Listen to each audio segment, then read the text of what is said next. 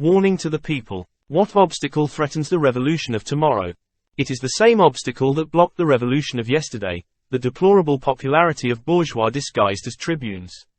Ledru Rollin, Louis Blanc, Crémieux, Marie, Lamartine, Garnier Pages, Dupont, de Laille, Flocon, Albert, Arago, Marrast. What a dismal list. Sinister names written in blood on all the paving stones of democratic Europe. It is the provisional government that killed the revolution. It is upon its head that the responsibility for all the disasters, for the blood of so many thousands of victims, must fall. Reaction simply followed its vocation when it slit democracy's throat. The crime was committed by the traitors whom the trusting people had accepted as guides and who then delivered them into the hands of reaction. Contemptible government. Despite clamour and entreaties, it imposed the 45 centime tax that stirred up the desperate countryside. It maintained the royalist administrators, the royalist magistrates, the royalist laws.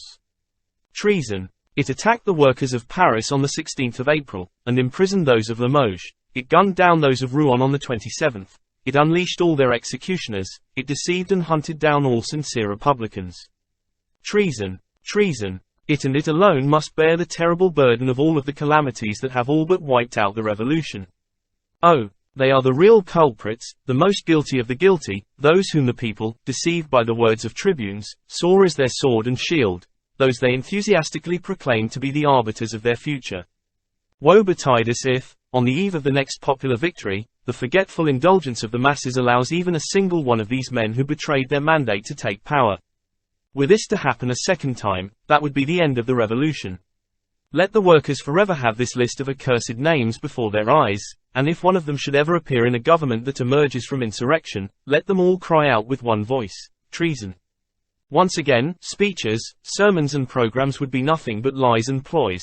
The same jugglers would return to perform the same act, with the same bag of tricks. They would form the same link in a new and more violent chain of reaction.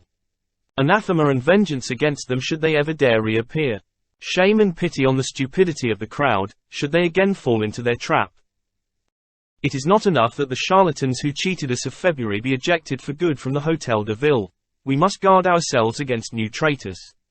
Any new government will be treasonous if, once established upon the proletarian bulwark, it does not instantly undertake the following measures. 1. The disarmament of the bourgeois guards, and, 2. The armament and organization of all workers into a national militia.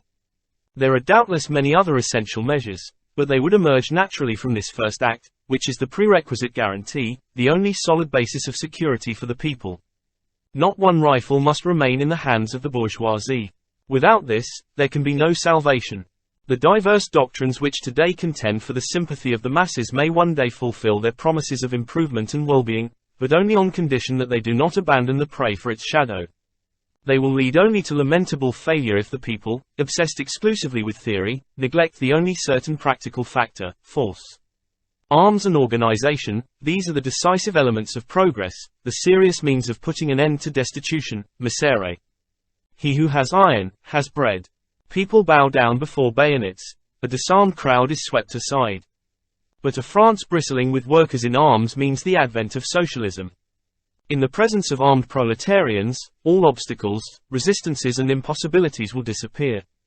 But, for those proletarians who allow themselves to be distracted by ridiculous parades through the streets, by the planting of liberty trees, by the honeyed words of lawyers, there will first be holy water, then insults, and finally, grapeshot, and destitution forever. Let the people make their choice.